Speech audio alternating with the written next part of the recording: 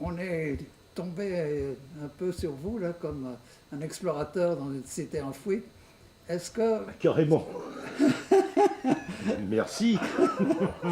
est-ce que, est-ce que ça favorise un peu la recherche? Est-ce que finalement c'est propice aux études et tout ça, au travail que vous faites? Vous êtes plus tranquille, vous êtes Ah bah, de toutes les façons, on va dire le jardin d'agronomie tropicale est déjà un havre de paix. On est loin, on est dans Paris. Le jardin dépend de la mairie du 12e, mais on est quand même dans un parc de 6 hectares et demi. On est vraiment dans un cadre privilégié ici. Et la est-ce que bibliothèque, bon, bah, la bibliothèque, c'est comme pas mal de bibliothèques, c'est toujours, les bibliothèques, c'est toujours des endroits un peu feutrés. Et puis bon, on a quand même, on gère quand même un fonds patrimonial qui est un peu particulier tout de même. Puisqu'en réalité, le fonds qui est géré ici par le CIRAD, à sa bibliothèque le historique, CIRAD, c'est-à-dire? le Centre de coopération internationale en recherche agronomique pour le développement, qui a résulté de la fusion de tous les instituts de recherche agronomique tropicaux français qui ont été créés à partir de, on va dire, à partir de 1940. Vous connaissez le nom d'origine du jardin d'agronomie tropicale de Paris, Monsieur Lechêne? C'est le jardin colonial. Jardin colonial qui a été créé en 1899, en février 1899, et qui dépendait du ministère des colonies directement. Donc en réalité, ce jardin colonial aurait pu dépendre, on va dire, d'une structure telle que le Muséum national d'histoire naturelle de Paris, qui était à l'époque, on va dire, l'organisme qui avait le plus de gens qui connaissaient bien les milieux intertropicaux, aussi bien des botanistes que des zoologistes. Et en toute logique, le jardin colonial et les missions qui lui étaient confiées auraient dû être confiées au muséum. Ça n'a pas été le cas parce que le tout jeune ministère des colonies, seulement créé depuis 5 ans, il a été créé en 1894. Il est donc devenu cette année-là un ministère à part entière, puisque durant toutes les décennies précédentes, soit il dépendait du ministère de la Marine, soit il dépendait du ministère du Commerce, avec des alternances, on va dire, plus ou moins longues entre ces deux ministères. Et donc, en 1894, on a un ministère des colonies, autonome, et qui va devenir d'ailleurs de plus en plus autonome, dans la mesure où tout ce qui concerne les affaires de mise en valeur du domaine colonial français, le ministère des colonies veut en assurer la responsabilité. Donc il lui faut de la recherche, il lui faut des agronomes qui dépendent de lui, et non pas des agronomes qui dépendraient d'une structure métropolitaine, notamment pour l'agriculture. Il y a deux expositions qui ont été organisées ici. La première en 1905, qui a duré quelques semaines, qui a attiré peu de gens, mais ce n'était pas non plus le but de l'organisation de cette exposition. En 1905, la direction du jardin colonial, donc en la personne de M. Jean-Tadé Dibowski, monte une exposition d'agriculture coloniale. Alors qui permet aussi à Dibowski de montrer le travail qui a déjà été accompli en si peu d'années depuis 1899 et ce que l'on fait au jardin colonial de Nogent-sur-Marne. On l'appelle encore le jardin colonial de Nogent puisque cette partie du bois de Vincennes où il a été installé dépend de la commune de Nogent-sur-Marne. Et ça va disparaître en 1929 quand on va rassembler toutes ces parcelles pour reconstituer le bois de Vincennes tel qu'il était lorsqu'il a été offert à la ville de Paris par Napoléon III en 1860. Et pourquoi on supprime toutes les parcelles des communes? Tout simplement parce qu'en 1929, on sait qu'on va mettre en place, 2 ans plus tard, une exposition coloniale internationale autour du bois de Vincennes. Et on s'est dit, le plus simple, c'est que tout le bois de Vincennes dépende de la seule ville de Paris. L'année suivante, voilà ce qui se passe. Donc on a eu l'exposition d'agriculture coloniale organisée au jardin de Nogent en 1905. L'année suivante, il y a une ville importante et depuis des siècles et des siècles des relations avec l'extérieur et notamment le Sud, qui est Marseille, qui prend la décision d'organiser pour la première fois une exposition coloniale nationale. Alors je dis pour la première fois parce qu'en réalité, des expositions coloniales, il y en a eu d'organisées même au XIXe siècle, hein, notamment dans la deuxième moitié et dans le dernier quart du XIXe siècle. Mais Marseille, exposition coloniale, cette exposition coloniale ne se fait pas dans le cadre d'une exposition plus large, qui serait une exposition avec un thème, etc. etc. C'est une exposition coloniale, il n'y aura que les colonies dont il sera question. Et l'exposition de Marseille de 1906 connaît un énorme succès. Énorme succès, et puis exposition qui est aussi qui est très, très boudée par les Parisiens, et notamment par le gouvernement, et notamment par le président de la République lui-même, qui va visiter l'exposition de Marseille une semaine avant sa fermeture. Entre-temps, on a essayé de faire concurrence à Marseille en montant de toutes pièces une exposition coloniale à Paris, au Grand Palais. Mais bon, on va dire l'exposition coloniale du Grand Palais n'a pas le retentissement, évidemment, de celle de Marseille. Et donc, pour se venger, en quelque sorte, on décide de monter une exposition coloniale l'année suivante en région parisienne. Et c'est le jardin colonial qui est choisi pour qu'elle y soit organisée. Alors là, il y a eu, bon, au niveau du nombre de visiteurs, on prétend qu'il y en a eu 2-3 millions en 6 mois. Bon, ça me paraît beaucoup, hein, parce que à l'époque, le jardin occupe 8 hectares de terrain. L'exposition dure effectivement du mois de mai au mois d'octobre.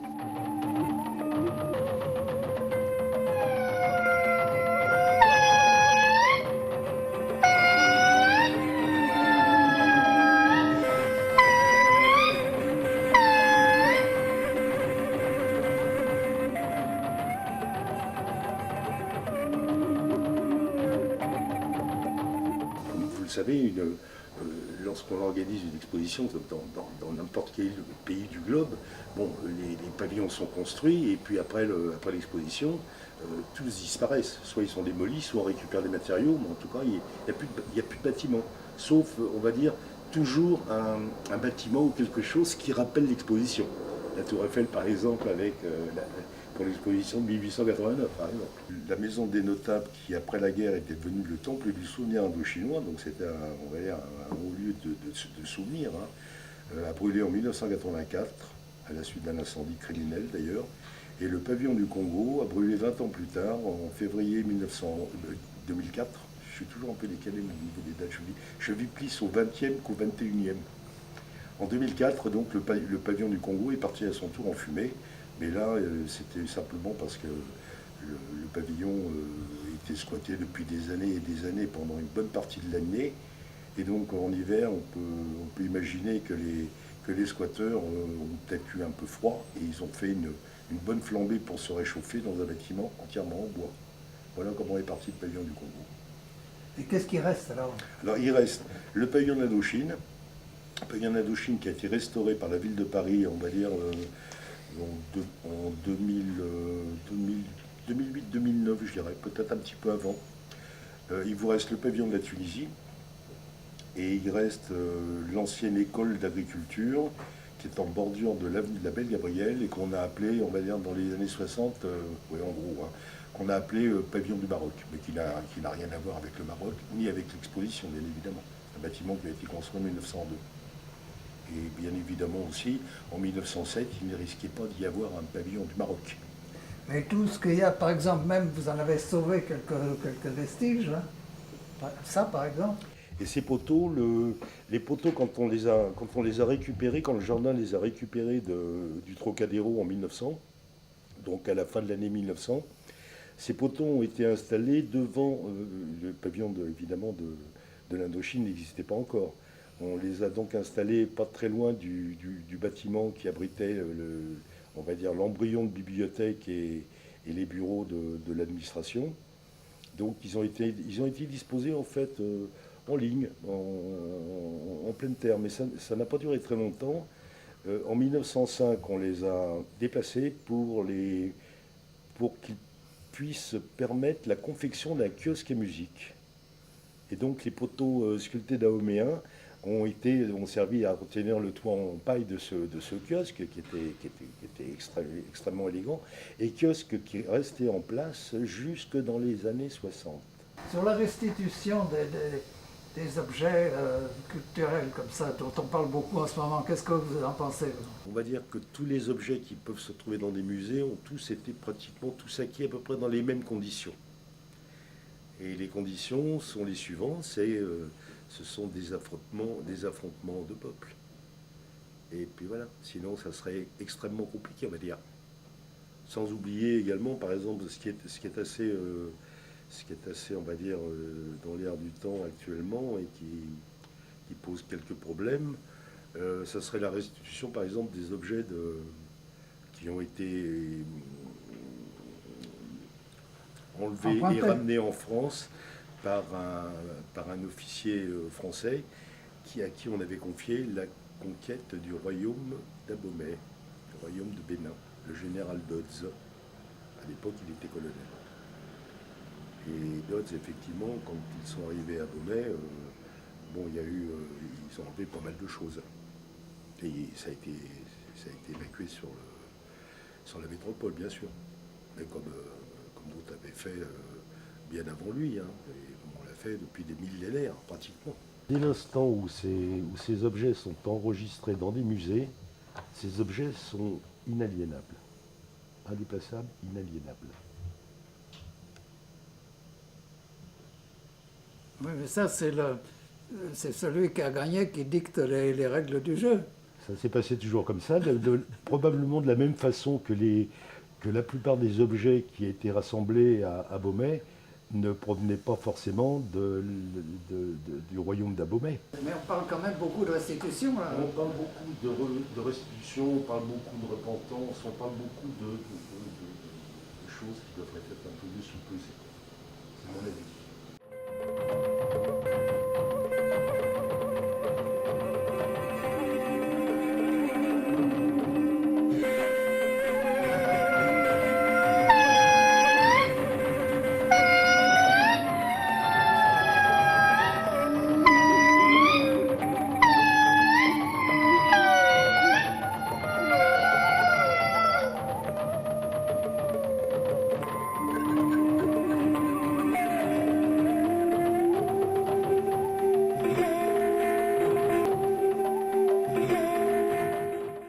Ils sont tous là, hein. Ils sont tous là.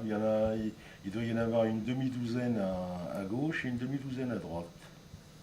Avec deux personnages séparés par deux éléments de sculpture. C'est la tête seule ici. Vous êtes allé au pays de... Alors, l'IRAT, en fait, l'IRAT qui avait une station à Mopti, une station qui dépendait directement de l'IRAT, alors que la station de Kogoni, où j'étais à l'Office du Niger, dépendait de la recherche agronomique malienne. L'IRAT avait besoin de quelqu'un pour assurer l'intérim de l'un de ses agents qui était parti en congé. Et donc, ils m'ont proposé de m'installer à Mopti pendant 2 mois.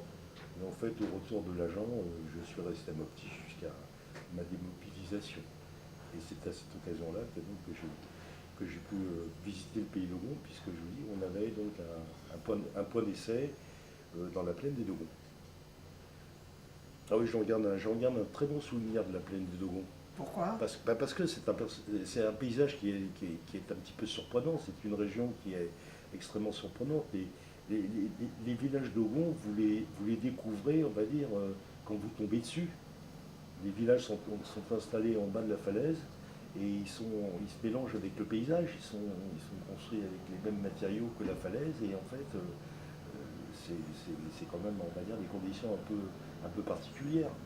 Et puis bon, dans la plaine des Dogons, il y a tous ces pitons rocheux qui sont mis en valeur par des agriculteurs extrêmement courageux ou des agricultrices extrêmement courageuses.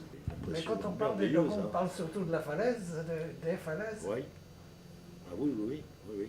Je l'ai, avec, on va dire, je pense qu'au moins 2 fois, je suis descendu ou je suis monté, je suis descendu du haut de la falaise pour arriver en bas, ou dans l'autre sens, parti d'en bas pour me retrouver en haut de la falaise.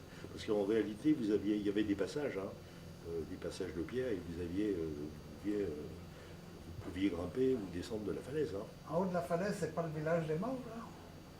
Je ne me rappelle plus. De toute façon, bon, là, on parle plus précisément du pays de Gon, bien sûr. Mais bon, moi, j'ai vraiment aimé le Mali. L'office du Niger, bien sûr, mais Mopti, puis bon, on va dire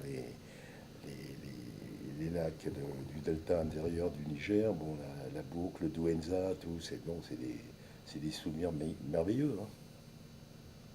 Non, je me rappelle très bien à Kogoni, à l'époque, j'ai dû arriver en février 1974. Et à l'époque des transhumances, passer par la station de Kogoni et le village à côté de Diabali, durant des jours et des jours pratiquement en continu, des caravanes d'animaux, de chameaux, la transhumance vers le fleuve Niger. Hein. C'est impressionnant, impressionnant. Ça durait des jours, hein, avec des milliers d'animaux, des centaines et des centaines de gens, avec les animaux les plus jeunes ou les enfants qui étaient sur les dromadaires, sur les méharis. Est-ce que c'est vrai que c'est Griol qui avait introduit la culture de l'oignon, là? Ah, c'est pas impossible. Oui, c'est pas impossible. Les oignons, en fait, en région sahélienne, il n'y a pas qu'au Mali, hein. On va dire le pays qui fournit les oignons les plus réputés, c'est le Niger. On parle du blanc de Galmi, du violet de Galmi. Alors après, ces oignons, évidemment, ils se retrouvent pratiquement dans toutes les zones correspondantes de ces régions soudano-sahéliennes. Donc en fait, c'est depuis une quinzaine d'années que je m'intéresse beaucoup plus particulièrement, d'abord parce que j'ai le matériel, et je suis en grande partie payé pour cela, de m'intéresser à l'histoire de l'Afrique et notamment de l'histoire de la mise en valeur de l'Afrique. Et là, quel livre vous avez écrit, là? Il est sur la belle table en marqueterie.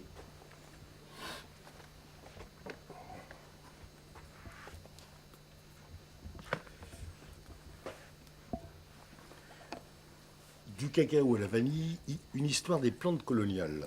Alors, ce que j'ai appelé les plantes coloniales, ce sont des plantes dont la culture était vivement encouragée par l'administration coloniale, justement. Parce qu'elle devait jouer un rôle économique pour la métropole. À partir de leur point d'ancrage côtier, les nations européennes qui ont des intérêts en Afrique vont pénétrer à l'intérieur, vont explorer et conquérir quand c'est besoin l'Hinterland. Et ensuite délimiter des territoires qui appartiennent soit à l'Allemagne, soit au Portugal, soit à la Grande-Bretagne, soit à la France, soit à l'Italie, etc., etc. Et pratiquement tout est plié en 15 ans après. En 1900, on va dire 1900, 1902, des zones blanches inconnues sur le continent africain, il n'y en a plus beaucoup.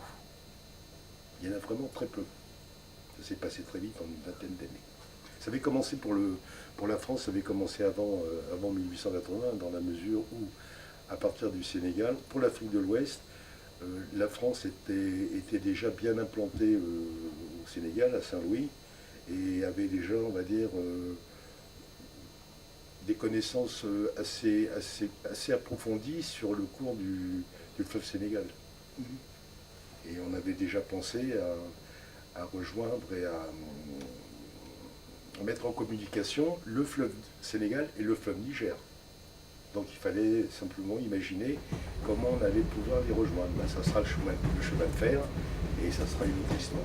Ça dure des tout ça, c'est fait que les Sénégalais qui sont partis en haut, aux embouchures du fleuve Zaïre, pratiquement, ils sont arrivés effectivement jusque sur le Nil, en traversant des contrées qui ne devaient pas être très faciles.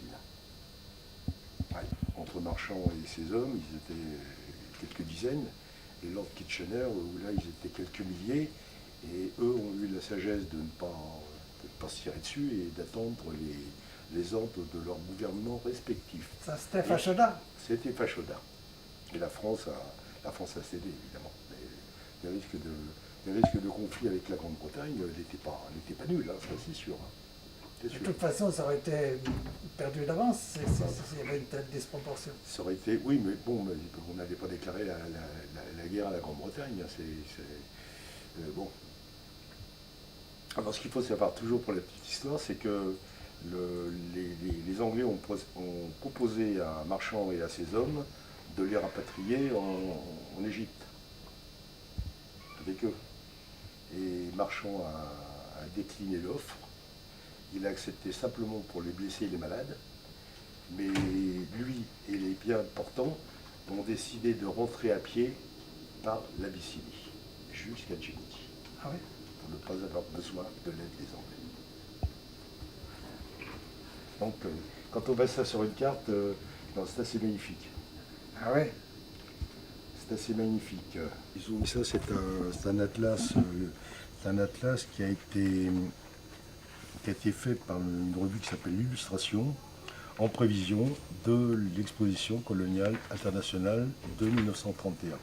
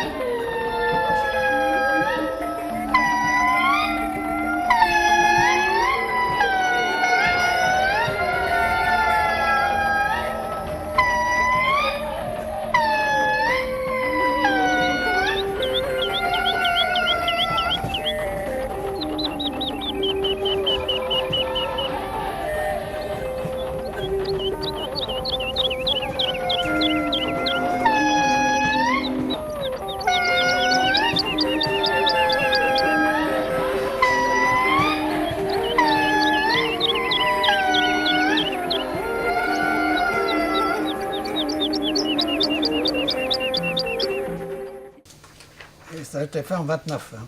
C'est en 29, oui. Oui, oui, si vous...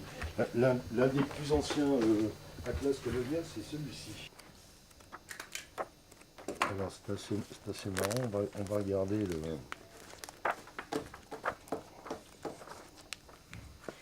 Montbou, Casamance, Sénégal. Alors, là en Afrique de l'Ouest. Hein. Alors vous voyez, au niveau Sénégal, bon, tout le cours du fleuve Sénégal, on connaît très bien, même très loin. Hein. Même très loin. Mais regardez ici, tout ce qui correspond à une bonne partie de Sierra Leone et Libéria, de la Côte d'Ivoire, du nord de l'actuel Ghana, c'est blanc. Dans 15 ans, on aura été partout. Et sur cette carte d'ailleurs, vous avez toujours cette zone-là où on a tracé on va dire des lignes d'une chaîne de montagnes qu'on appelle les montagnes de Kong. Et en fait, ces montagnes de Kong n'ont jamais existé.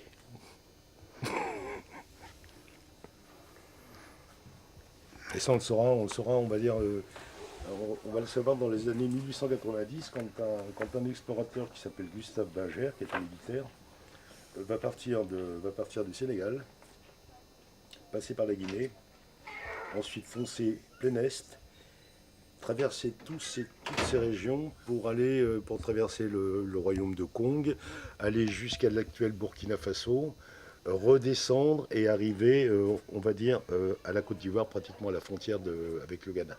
Ici, on a la Guinée. Là, vous avez, alors, Tombouctou va être ici. Bamako va se retrouver... Mopti, c'est ça? Non. C'est pas Mopti. Non. Mopti est sur le fleuve. On a Djenné. Mopti se trouverait par là. Parce qu'on passe à côté de Djenné. Là, on a Bamako, on a Ségou. Et le pays d'Ogon est quelque part par là. Alors le pays d'Ogon va se retrouver si on... attendez. On a Djenné ici, on a le lac des Beaux ici. Le pays d'Ogon se retrouve quelque part par ici.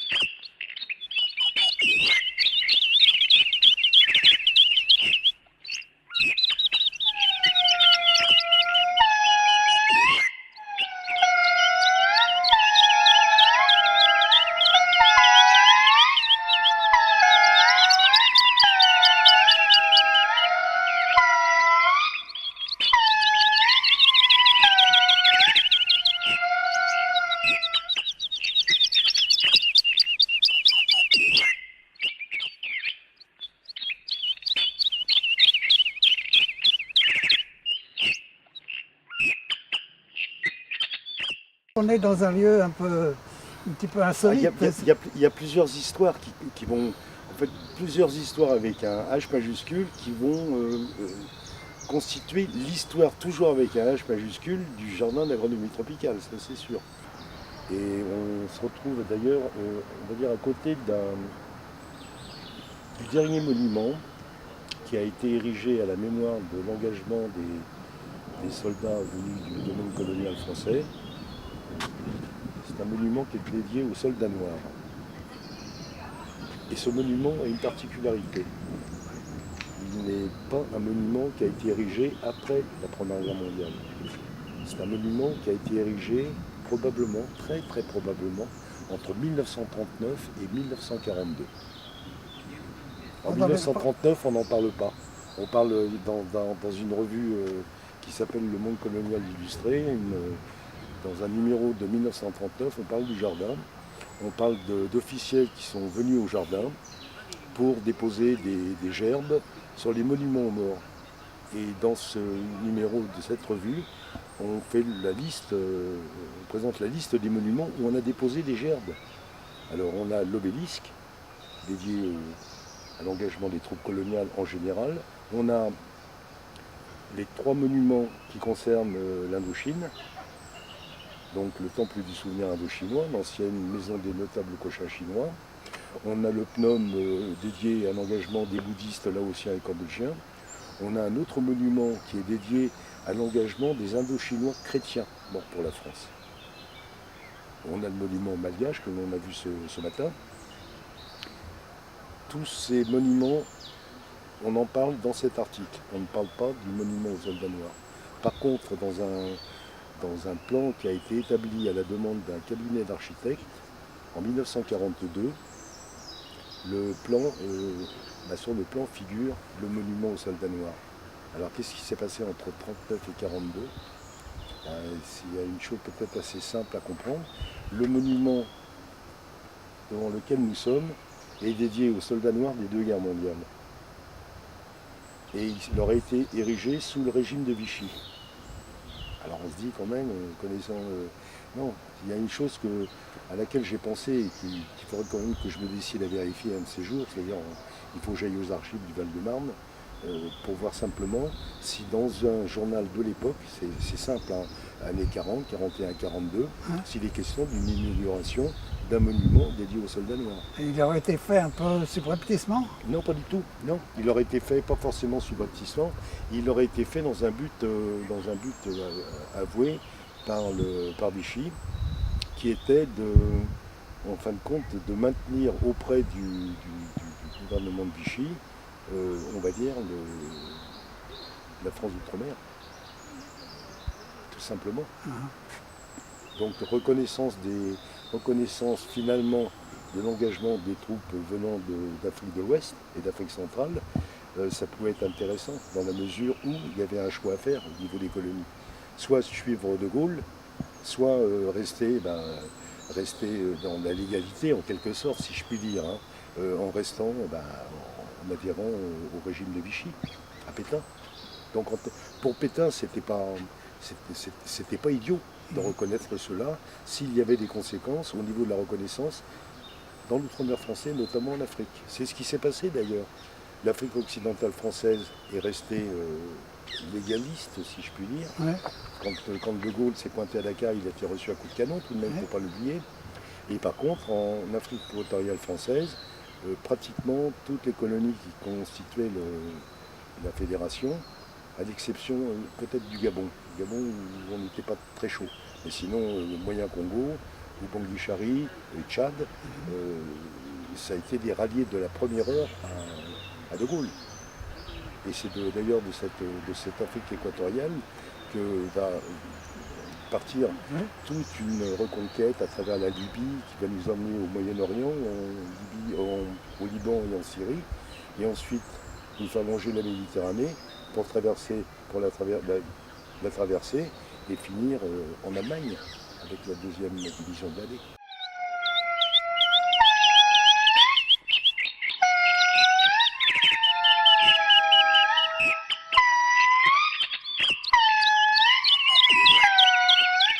Ce monument, alors donc c'est un monument qui est un monument aux morts, hein, un monument qui est dédié aux soldats de Madagascar qui sont morts pour la France pendant la guerre de 14. La première chose qu'il faut dire, c'est qu'il fait face à un pavillon qui était là, qui était le pavillon de Madagascar, qui, comme les autres pavillons, enfin, pas comme tous les autres pavillons, il fait partie des pavillons qui ont été édifiés spécialement pour l'exposition de 1907. Et c'est un pavillon qui est resté longtemps dans le jardin. Il a été démonté en 1960 ou peut-être un peu avant, selon les sources, on ne sait pas exactement. Et dans ce pavillon, en 1907, il y avait des collections d'objets et d'aliments qui venaient de Madagascar. Voilà, donc ça servait de vitrine à la production malgache pour les visiteurs du jardin. Et puis il y avait aussi au milieu du pavillon, il y avait un buste du général Gallieni, me semble-t-il, qui était on l'a appelé le pacificateur de Madagascar. Voilà. Donc c'était le premier grand gouverneur du pays. Voilà. Donc le pavillon de Madagascar, il était pas très grand, mais il était très coquet. Il était bien assemblé. Et il avait une structure extérieure qui était intéressante, où il y avait des rappels de la manière dont on bâtit les constructions à Madagascar. Alors il y a des personnes qui connaissent très bien tous les symboles des tombeaux de Madagascar. En tout cas, on peut parler de l'aigle qui est tout en haut. On peut parler de la manière dont sont assemblées les pierres aussi, qui évoque la manière dont sont édifiés les tombeaux dans une zone de Madagascar. Je ne connais pas assez le pays pour dire laquelle. Voilà, donc c'est à la fois un monument mort comme les autres, mais qui a une architecture qui fait pas mal de clins d'œil au pays dont sont originaires les personnes en souvenir de qui le monument a été édifié. Donc c'est très émouvant.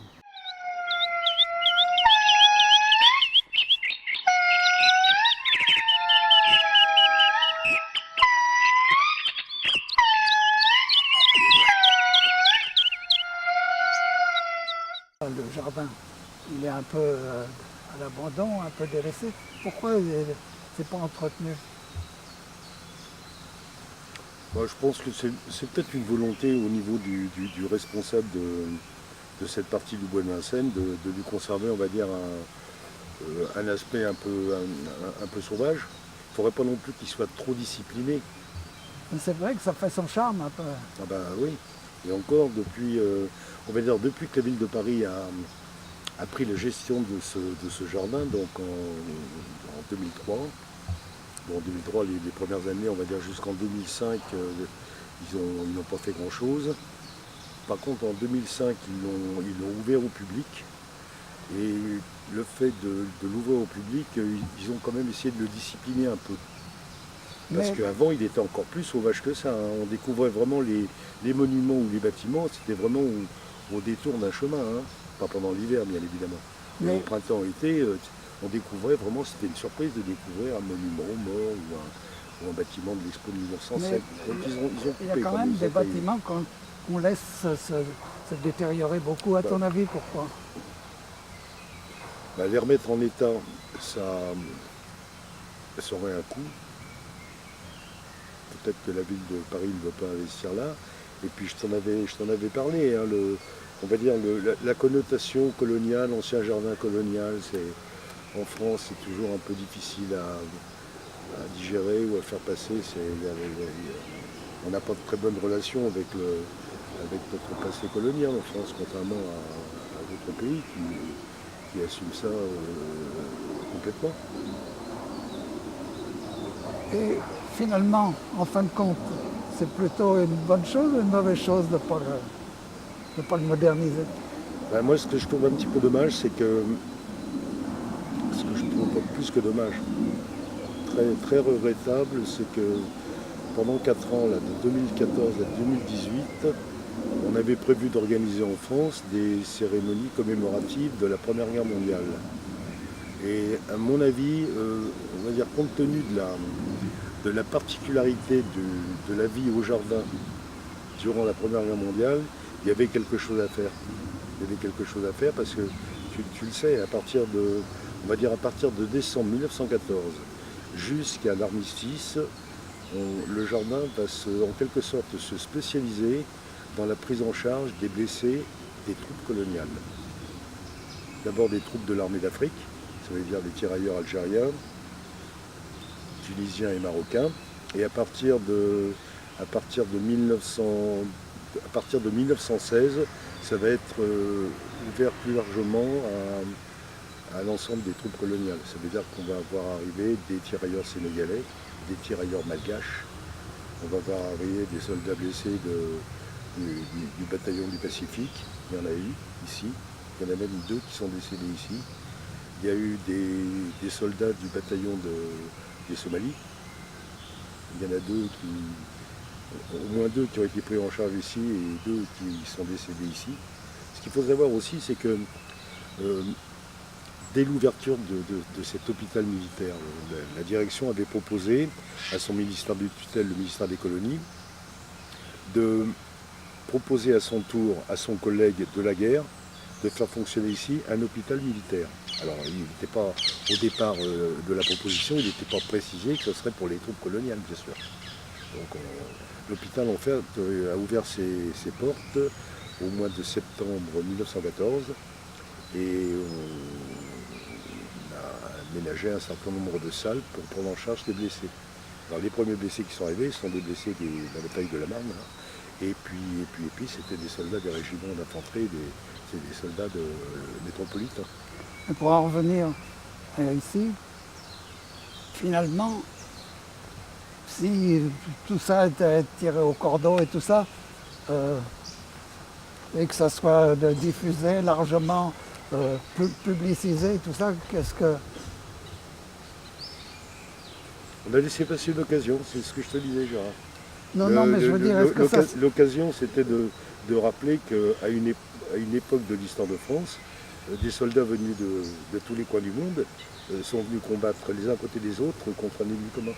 Et ça, c'était l'occasion peut-être de le rappeler.